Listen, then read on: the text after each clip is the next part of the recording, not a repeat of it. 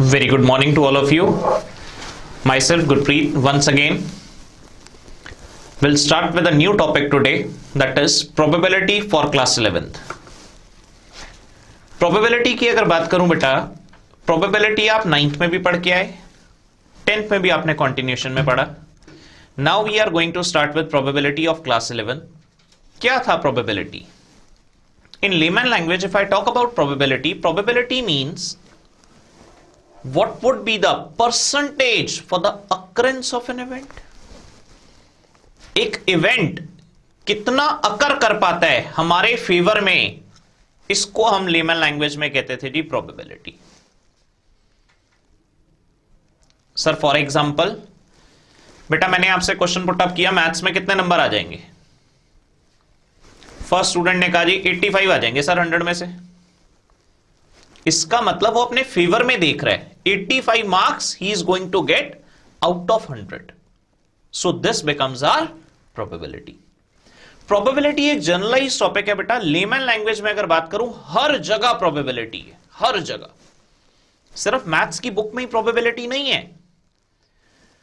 Probability is basically the chapter for gamblers. देसी भाषा में बात करें जी, गैम्बलिंग जो हम स्टार्ट करते हैं, गैम्बलिंग डज नॉट मीन के we are doing it for the sake of earning of money. No. For example आपने छोटी क्लास में क्रिकेट खेलना स्टार्ट किया. आपने कहा जी किसकी बैटिंग आएगी, किसकी बॉलिंग आएगी. We toss a coin. This tossing of a coin to get the outcome is also probability. What exactly is probability? In terms of maths, P of A is equal to N of A upon N of S. What does that mean? That means probability is the ratio of favorable cases to the total sample space available. Sir, for example, favorable case, मैंने कहा जी मैंने coin toss किया to get a head. Head आने की क्या probability है? आपने कहा सर 1/2. एक हेड है जी, दो आउटकम्स हैं, हेड या टेल. Probability becomes 1/2. हमने number of coins 2 bar toss कर दिए बेटा. एक कॉइन था जी, उसको 2 बार साइमल्टेनियसली टॉस कर दिया. उल्टा भी ट्रू है. 2 कॉइन्स लिए, एक साथ टॉस कर दिए. एक कॉइन को 2 बार टॉस करना या 2 कॉइन्स को एक बार टॉस करना, that is one and the same thing in terms of maths. दोनों के अंदर ही 2-2 बार कॉइन टॉस किया तो टोटल नंबर ऑफ केसेस कितने हो गए? 4. केसेस हमेशा मल्टीप्लाई होंगे as you increase the number of trials. Sir for example बेटा मैंने 3 बार कॉइन टॉस किया तो 2 + 2 + 2 6 नहीं कहना, 2 × 2 × 2 8 केसेस आ गए हमारे पास. क्लियर है जी? क्वेश्चन किस टाइप पे बनेगा जी कॉइन्स वाले केस में? एक क्वेश्चन लिखो बेटा. 3 coins are tossed simultaneously. I repeat, 3 coins are tossed simultaneously. Find the probability of getting. अब देखो इस पे कितने सारे क्वेश्चन बन सकते हैं. First part, at least 1 head. 3 coin tossed हुए, आपको कह रहा है जी at least 1 head चाहिए. Second, at most 1 head. ज्यादा से ज्यादा बेटा 1 हेड चाहिए. चलो जी आगे. At least 2 head, at most 3 heads, none head, all tails. कितने सारे क्वेश्चंस आप अपने आप बना सकते हो. फंडा हमेशा एग्जैक्टली में सेम रहेगा जी. जैसे ही आपको कहा उसने 3 कॉइन्स आर टॉस साइमल्टेनियसली, आपका सबसे पहला प्राइम टारगेट क्या हो गया जी? Always go for the total sample space. Total sample space की बात करूं जी, हमारे पास 8 केसेस आएंगे. लिखने का पैटर्न देखें, HHH. कभी भी हेफेसेड वे में नहीं सोचना, HTH, TTH, HTT. उससे कई बार क्या होता है बेटा, आप 8 केसेस तो पूरे कर लेते हो, एक केस मिस हो जाता है, दूसरा केस रिपीट हो जाता है. हमेशा सिस्टमैटिक फॉर्मेट में इसको लिखते हैं जी. This is also known as tree diagram. मैं आपको बना के सिखाता हूं जी. पहला कॉइन टॉस किया बेटा, 2 आउटकम्स आ सकते थे, हेड एंड टेल. जो भी आउटकम आया, एक बार और कॉइन टॉस किया बेटा, अगेन हेड और टेल। फिर एक बार और कॉइन टॉस किया जी, again head tail head tail. Similarly पहली बार टेल आया बेटा, दूसरी बार क्या आ सकता है सर, हेड भी आ सकता है, टेल भी आ सकता है। बेटा सेकंड टाइम हेड आया, थर्ड टाइम क्या आएगा सर, हेड भी आ सकता है, टेल भी आ सकता है। टेल आया तो क्या आएगा बेटा सर, हेड भी आ सकता है, टेल भी आ सकता है। This in technical terms of maths is known as tree diagram. Analytically ये केस कैसे निकले? पहला केस आ गया आपका हेड हेड हेड, ये लिख दिए जी आपने cases H H H. Second case head head tail H H T. Third case H T H. Fourth case H T T. Fifth case T H H. Next T H T. Next T T H and the last T T T. जब आप इसको count करोगे बेटा, this becomes 8 cases in all. Now bifurcate all the 8 cases that would help you to memorize the question in a very fast manner. अगर मैं बात करूं बेटा इन 8 केसेस की, तो मैं इसको बाइफ्रिकेट करके लिख रहा हूं जी 3 हेड्स। 3 हेड्स के बाद बेटा मैंने 2 हेड्स वाले केसेस देखे थी। 2 हेड्स वाले केसेस कौन कौन से हैं? 1 केस, 2 केस, 3 केस। 1 हेड वाला केस देखा बेटा। 1 हेड वाले केस में कौन कौन से हैं जी? एरो इस साइड मार्क कर रहा हूं अब मैं। 1 head, again 1 head, again 1 head. 0 head या ऑल टेल्स एक ही बात है बेटा। कितने केस हैं जी हमारे पास? सिर्फ सिंगल केस है। तो अगर ऑल हेड्स और ऑल टेल्स का केस आ जाए तो एक एक केस है बेटा। 3 हेड्स के बाद 2 हेड्स या 1 हेड का केस आ जाए, वो भी 3-3 है। अब आपने हेड मेमोराइज कर लिया, टेल भी automatically you would memorise it. 2 heads के आपने देखे, 3 केस बने। Now again recycle your process in the mind, and 2 heads means, in other words, if you toss a coin 3 times, तो 1 टेल या 2 heads के सेम केस हो गए बेटा। सर समझ नहीं आया? Look at H H T. मैंने कहा जी 2 हेड्स हैं, 1 टेल है। तो अगर मैं आपसे 2 हेड्स के नंबर ऑफ केस पूछ रहा हूं, कितने केस आ गए सर? 3 केस अभी हमने काउंट किए। तो बेटा 1 टेल के भी 3 केस आ गए। अगर मैं आपको कह रहा हूं बेटा 1 हेड के कितने केस हैं, और आपने मेरे को काउंट करके बताया सर 3 केस हैं, तो जो 1 हेड का केस होगा वही 2 टेल के भी हो गए। ऐसे ही 3 हेड्स का 1 केस है, तो ऑल टेल्स के कितने होंगे? वो भी 1 ही होंगे। जैसे एच एच एच का 1 केस था, ऐसे ही टी टी टी का 1 केस हो गया। Reverse is also true. H H H का 1 केस था, तो 0 टेल का भी 1 केस हो गया। ऑल टेल्स 1 केस था, 0 हेड का भी 1 केस हो गया। अब इसी फंडे से हम कितने सारे क्वेश्चन रेडी कर सकते हैं। जैसे ही उसने कहा एटलीस्ट 1 हेड, एटलीस्ट 1 हेड, आप अपने माइंड में सोचो जी एटलीस्ट 1 हेड का क्या मतलब है। एटलीस्ट 1 हेड का मतलब है कम से कम 1 head. That means we are going to calculate 1 head, 2 head और द मैक्सिमम 3 हेड्स। 1 हेड के कितने केस मेमोराइज किए हमने? 3 केस। 2 हेड के कितने किए? वो भी 3 केस। 3 हेड के कितने किए? 1 केस। तो आंसर वुड बी 7/8। अब मैं आपसे पूछूं बेटा एटलीस्ट 2 हेड के केस बताओ। एटलीस्ट 2, पहले तो अपने माइंड में क्वेश्चन सेट करो जी एटलीस्ट 2 के। At least 2 means minimum 2 and it can go up to the maximum level 3। 2 या 3 वाले केस। 2 वाले कितने केस थे बेटा हमारे पास प्रोबेबिलिटी में? 3 केस। 3 वाले कितने केस थे बेटा? 1 केस। तो टोटल जब हम ऐड करेंगे तो कितने केस आ गए? 4/8। फंडा क्लियर? 100%। अब हम सेकंड क्वेश्चन पे आ गए जी। At most 1 head. एटमोस्ट 1 हेड की बात करें मींस ज्यादा से ज्यादा 1 हेड आए। ज्यादा से ज्यादा 1 हेड की क्या प्रोबेबिलिटी हो गई? 1 हेड या 0 हेड। अब 1 हेड के कितने चांस है बेटा हमारे पास? 1 हेड अभी हमने कैलकुलेट किया था जी, 3 केसेस बन रहे थे। और 0 हेड का क्या मतलब हो गया? All tales. ऑल टेल्स क्या? 0 हेड के कितने केस थे बेटा? 1 केस। तो टोटल मिला के कितने केस आ गए जी? 4 केसेस। तो प्रोबेबिलिटी बिकम्स 4/8 और इन अदर वर्ड्स हाफ। क्लियर है जी? अब कॉइन का कोई भी केस आ जाए, अगर 8 केस आपने मेमोराइज किए हुए हैं और उनके ब्रेकअप आपके माइंड में सेट हैं, then you are able to crack the probability of coins in just few seconds. एक और question, 3 coins are toss simultaneously, same फंडा हो गया जी। Find the probability of getting at most 3 heads.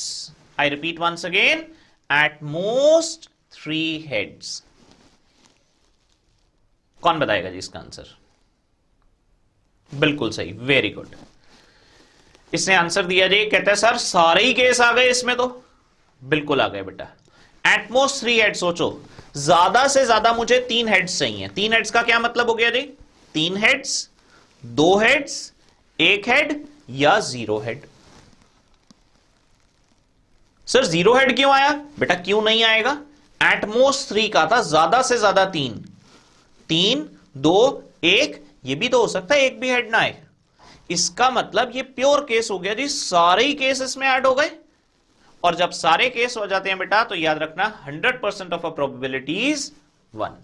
Probability का answer कभी भी 1 से ज्यादा नहीं आ सकता। It always ranges from 0 till 1 और बिटवीन दैट। 0 से छोटा नहीं आ सकता बेटा, 1 से बड़ा नहीं आ सकता। फंडा क्लियर सबको?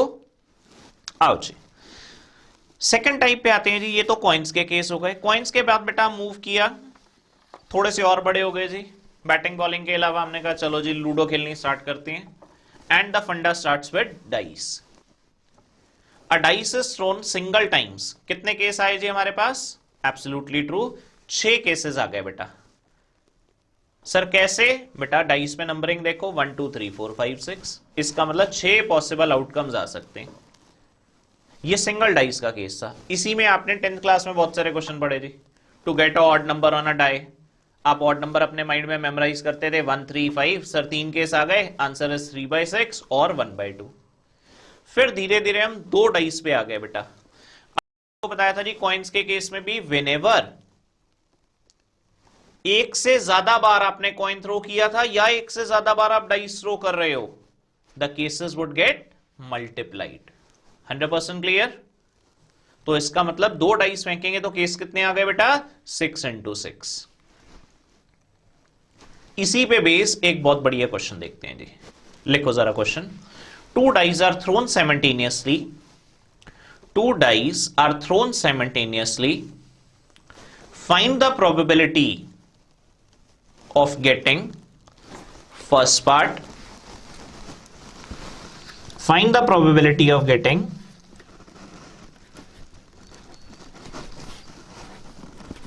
sum as prime number। कहते जी 2 डाइस फेंके, 2 डाइस पे जो सम आना चाहिए वो क्या आना चाहिए जी? प्राइम नंबर आना चाहिए। जैसे ही एग्जामिनर आपको कहता है जी मैंने 2 डाइस फेंके और सम वाला क्वेश्चन है, तो याद रखना जी it should range from 2 till 12। Sir कैसे? बेटा मिनिमम नंबर डाइस पे क्या आ सकता है? 1 और 1। तो मिनिमम सम कितना आएगा हमेशा याद रखेंगे जी? 2। मैक्सिमम सम कितना आएगा? बिल्कुल सही 12। कैसे आए जी 12? 6 + 6 मैक्सिमम केस अगर हम ले ले। अब 2 से लेके 12 के बीच में हमें कैलकुलेट करना है जी कितने प्राइम नंबर आते हैं। सबसे पहला काम, सबसे पहले तो prime number starts with 2। Next क्या आ गया बेटा? 3। नेक्स्ट क्या आ गया बेटा? 5। नेक्स्ट क्या आ गया बेटा? 7। नेक्स्ट क्या आ गया बेटा? 11। ये हो गए रजे हमारे पास प्राइम नंबर्स। प्राइम नंबर्स की बात कीजिए, अब हम इनके केसेस चेक करते हैं जी। 2 के कितने केस आ रहे हैं बेटा हमारे पास? 1,1। 3 के कितने केस आ रहे हैं बेटा? 2 केस बनेंगे जी, 1,2 और रिवर्स भी ट्रू है बेटा 2,1। सिमिलरली रजे 5 के कितने केस आ रहे हैं? 1,4, 4,1, 2,3, 3,2।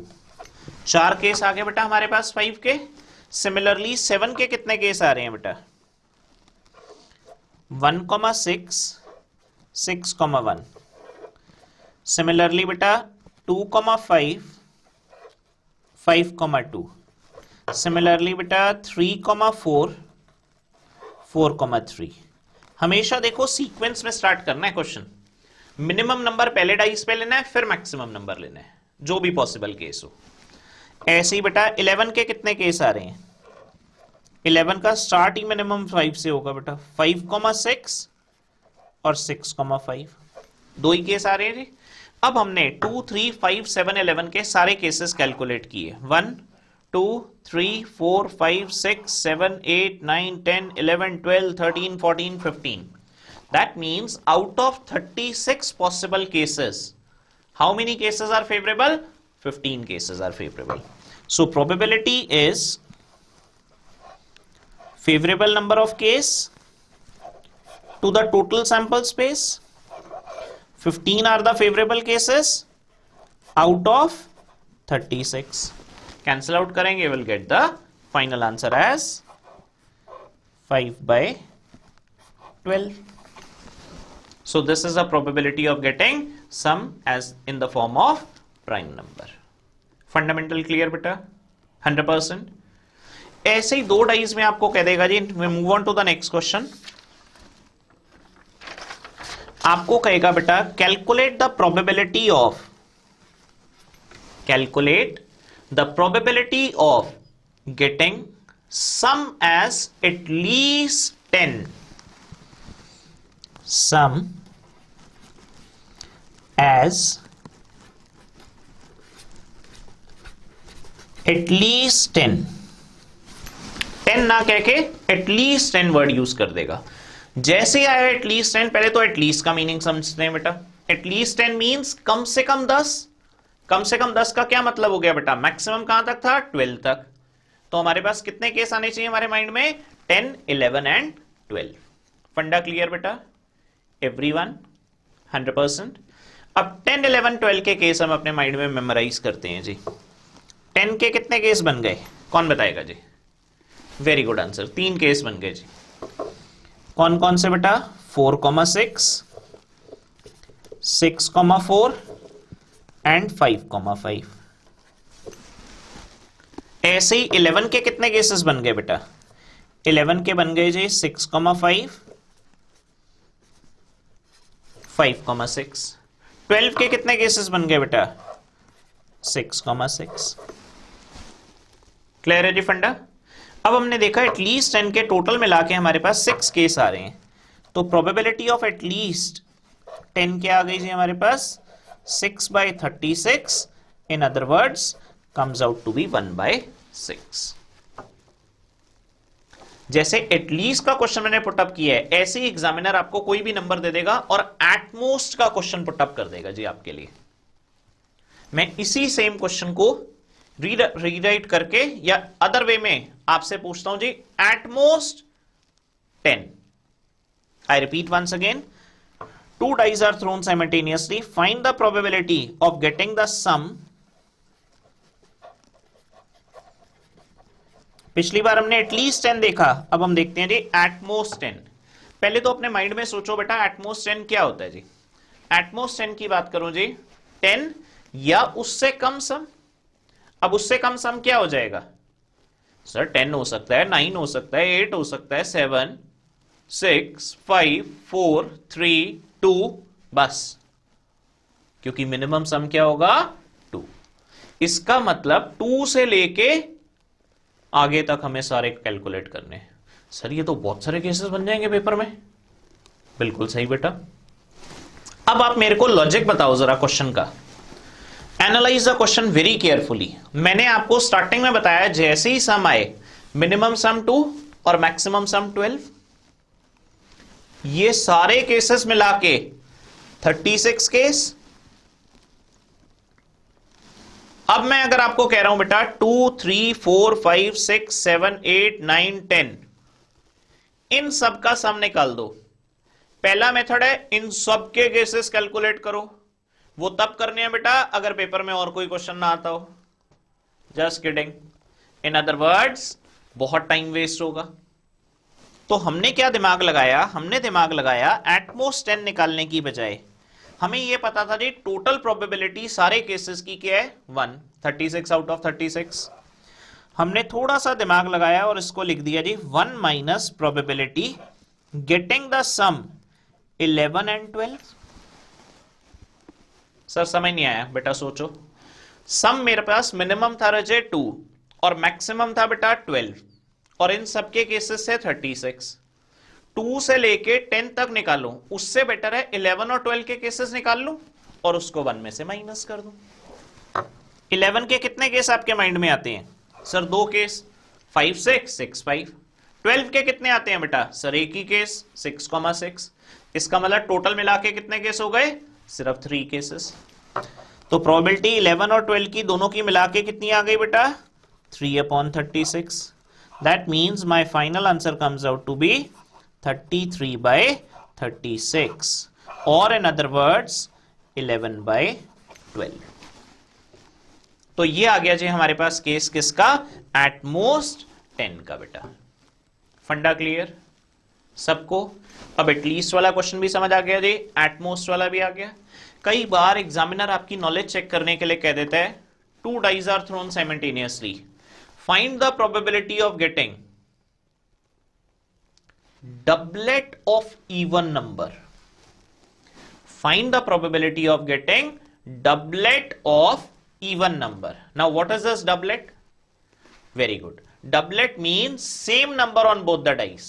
दोनों डाइस पे सेम नंबर जब आ जाता है बेटा, इसको हम टेक्निकल लैंग्वेज में कहते हैं जी डबलेट।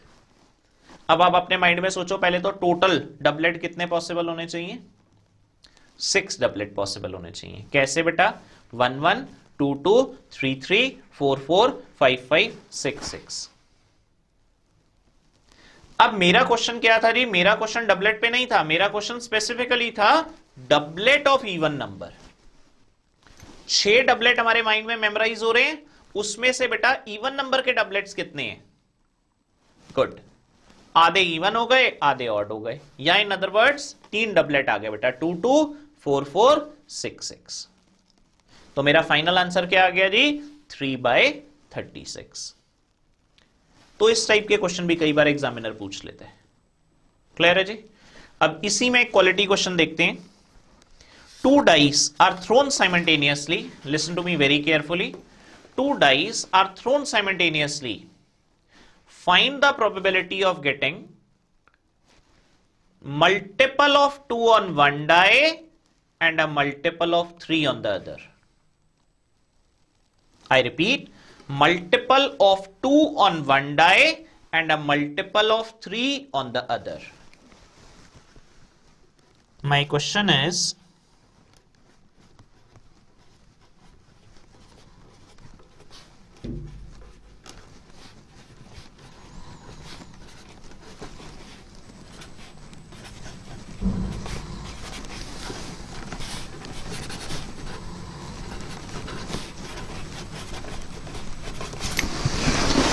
कहते हैं 2 डाइस हमने थ्रो की, एक डाइस पे 2 के मल्टीपल चाहिए, एक डाइस पे 3 के मल्टीपल चाहिए। अब हमने अपने माइंड में सोचना शुरू किया और केसेस बनाए। पहली डाइस पे 2 का मल्टीपल आ गया बेटा, सेकंड डाइस पे 3। पहली डाइस पे 2 का मल्टीपल, सेकंड डाइस पे 3 का मल्टीपल। पहली डाइस पे बेटा 2 का मल्टीपल, सेकंड डाइस पे 3 का। पहली डाइस पे बेटा 2 का मल्टीपल, सेकंड डाइस पे 3 का। पहली डाइस पे रचे 2 का मल्टीपल, 3 का, एंड सो ऑन। तो हमने देखा जी हमारे पास 6 केसेस बन गए। ये 2 3, 2 का मल्टीपल 2 हो गया, 3 का मल्टीपल 3, फिर 2 और 6। ऐसी सिमिलरली बेटा 4 3 4 6, 6 3 6 6। सर आपने फर्स्ट डाई पे 2 का मल्टीपल क्यों लिया? Very good. उसने ये नहीं कहा फर्स्ट डाई पे 2 का मल्टीपल, मेरा क्वेश्चन था multiple of 2 on one die. अब वन डाई बेटा पहली वाली भी हो सकती थी, दूसरी भी हो सकती थी। इसका मतलब इन सबके रिवर्स भी ट्रू है। 6 केसेस बन रहे थे, अगर इन सबका रिवर्स करूंगा तो 12 केसेस आ गए। लेकिन जब मैंने लास्ट केस को ध्यान से देखा बेटा, तो मैंने देखा क्या ऑब्जर्व किया, लास्ट केस था मेरा 6,6। अगर इसका रिवर्स भी करूंगा तो भी बेटा 6,6 रहेगा। इन अदर वर्ड्स मैं कह सकता हूं बेटा मेरे पास टोटल केस कितने हो गए, 11 केसेस। अगर मैं इनका रिवर्स करूं, what I am getting is 3,2, 6,2, 3,4, 6,4 and last case would be 3,6। ये समझ आ गया लास्ट वाले का क्यों नहीं रिवर्स किया, क्योंकि सेम केस बनेगा बेटा। तो मेरी टोटल प्रोबेबिलिटी आ गई जी इसकी, P of A is equal to, favour में थे मेरे 11 cases out of 36 case. Very very important question from the dice point of view. फंडा क्लियर। कई बार एग्जामिनर आपकी नॉलेज चेक करने के लिए या आपको डराने के लिए, थोड़ा सा कंफ्यूज करने के लिए 2 डाइस की बजाय 3 डाइस का क्वेश्चन भी पुटअप कर सकता है। एक क्वेश्चन लिखो जी सारे जने। A die is thrown 3 times, let's suppose. चलो जी, एक डाई थी जी, अभी तक आप थ्रो कर रहे थे 2 टाइम्स, आपके माइंड में केसेस सेट थे।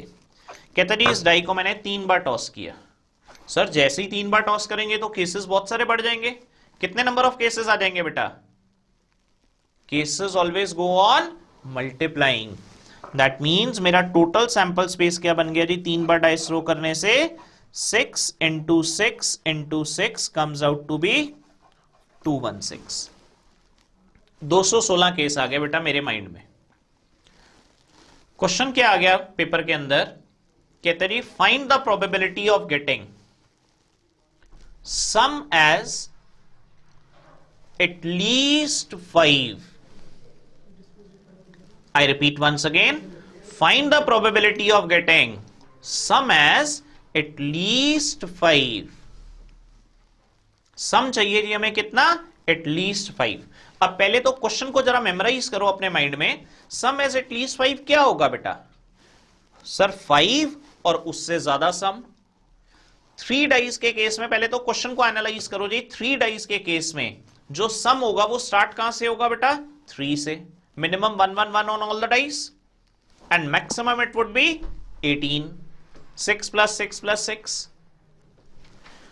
तो 5 6 7 8 9 10 11 12 13 14 15 16 17 18, यहां तक सारे केस आपको मेमोराइज करने पड़ेंगे या फिर आप अपना ब्रेन यूज करो। अभी मैंने पिछली बार भी इस टाइप का एक क्वेश्चन सिखाया था जी 2 डाइस में। 5 से लेके ऑनवर्ड सारे केस निकालने की बजाय मिनिमम वाले हमने देखे जी कौन कौन से थे, 3 और 4। इसका मतलब अगर मैं कहूं जी probability of getting sum as at least 5, तो मैं इसको रीराइट करके लिख सकता हूं बेटा आपके लिए 1 minus probability sum of 3 and 4। 1 तो टोटल था मेरे पास, सम ऑफ 3 के कितने केस बनेंगे?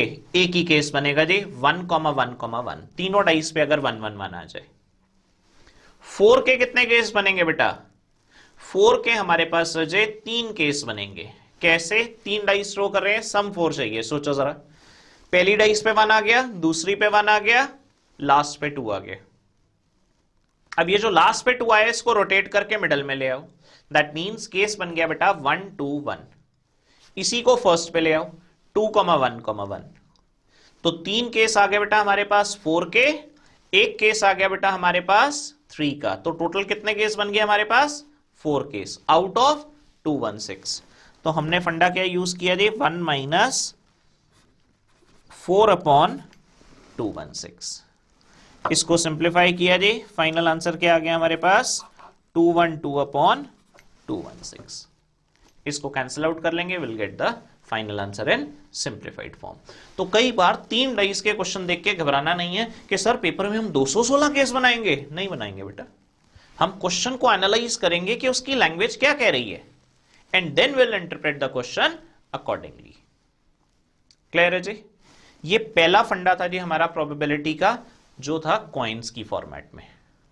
फिर हमने देखा जी डाइस की फॉर्मेट में। अब हम थर्ड फंडा देखने जा रहे हैं जी कार्ड्स की फॉर्म में। कार्ड्स को अगर हम एनालाइज करें जी, कितने बच्चों ने यहां कार्ड्स खेले हैं? वेरी गुड, बहुत बढ़िया। कार्ड्स ऑलमोस्ट सबने खेले। चलो, कहते जी 52 प्लेइंग कार्ड्स का ब्रेकअप बता दो सर। 52 प्लेइंग कार्ड्स का मैं ब्रेकअप पहले तो सिखा रहा हूं जी, वैसे तो ऑलमोस्ट सबने खेले ही हुए हैं तो उनको आइडिया है। जिन्होंने नहीं खेले बेटा, मैं थोड़ा सा उनको आइडिया दे रहा हूं। कार्ड्स के ब्रेकअप स्टार्ट करने से पहले सबसे पहले तो मैंने उनकी नंबरिंग आपको सिखाई जी। कार्ड्स की नंबरिंग हमेशा 21 से स्टार्ट होती है बेटा। Technically we called it as ace, then 2 to 10, दुग्गी से बेटा 10 तक, then jack queen and king, गुलाम बेगम बादशाह। 4 स्यूट्स होते हैं बेटा हमारे पास जिनमें कार्ड्स प्लेस्ड आउट होते हैं जी। क्या है जी ये 4 स्यूट्स? 2 ब्लैक स्यूट हैं बेटा, क्लब और स्पेड। 2 रेड स्यूट्स हैं बेटा हमारे पास,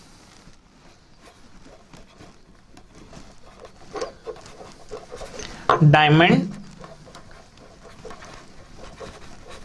एंड हार्ट। मेमोराइज करने का एक छोटा सा रजिस्टर। कहते हैं जी क्लब में जाओ, स्पेड लाओ।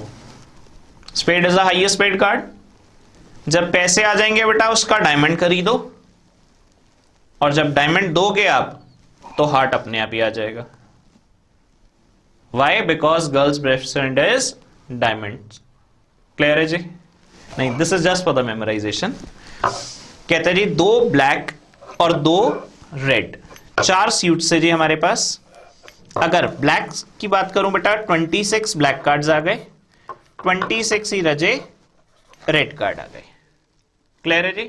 मेमोराइज करने का क्या मेथड सिखाया जी? क्लब में जाओ, स्पेड लाओ, डायमंड खरीदो, और डायमंड के बाद हार्ट अपने आप आ जाएगा। 13 कार्ड से जी हर स्यूट में। 13 का ब्रेकअप क्या समझाया बेटा? 21 से स्टार्ट करना है। एस, दुग्गी से लेके 10, 2 to 10, jack queen and king, गुलाम बेगम बादशाह। ये हो गया जी हमारे पास ब्रेकअप कार्ड्स का। कई बार एग्जामिनर आपसे ये पूछ लेते हैं जी फेस कार्ड्स। तो फेस कार्ड्स में आप क्या ध्यान रखोगे बेटा? Jack queen and king are set to be termed as face cards. Jack queen and king की अगर मैं बात करूं जी, जैक क्वीन एंड किंग की अगर मैं बात करूं बेटा, हमारे पास 4 कार्ड्स जैक के हैं, 4 कार्ड्स क्वीन के हैं, 4 कार्ड्स किंग के हैं। इन अदर वर्ड्स हमारे पास टोटल 12 फेस कार्ड्स आ गए बेटा इन ऑल। क्लियर है जी? अब क्वेश्चन किस टाइप पे बेस्ड होगा इसमें? यहां से एक्चुअल प्रोबेबिलिटी क्लास 11th की स्टेप आउट करेगी जी, जो आपको हेल्प करेगी पूरी 11th की प्रोबेबिलिटी में। और यही कॉन्सेप्ट मैं आगे फर्दर लेके जाऊंगा जी 12th लेवल तक। अभी तक हमने सिंपल केस कार्ड्स के पढ़े थे जी 10th क्लास में भी। उनमें हमने क्या देखा था बेटा? A single card is drawn. आपसे छोटी क्लास में पूछा जाता था जी, a card is drawn from a pack of 52 playing cards, find the probability of getting a red queen. आप अपने माइंड में मेमोराइज करते थे, how many queens are there? 4, out of which how many red are there? 2। तो favourable case कितने हो गए बेटा आपके? 2 केसेस फेवरेबल हो गए। आउट ऑफ 52 आप आंसर देते sir probability of getting a red queen is 2/52। अगली बार हम पूछ लेते थे बेटा king of black colour, sir same ही तो हो गया। वेरी गुड बेटा, 4 किंग से out of which 2 are black, so probability becomes 2/52। अब जो मैं आपको सिखाने जा रहा हूं जी, listen to me very carefully. I repeat, listen to me very carefully. Why? Because it has been used in class 11th as a base phenomena. अभी तक एक कार्ड की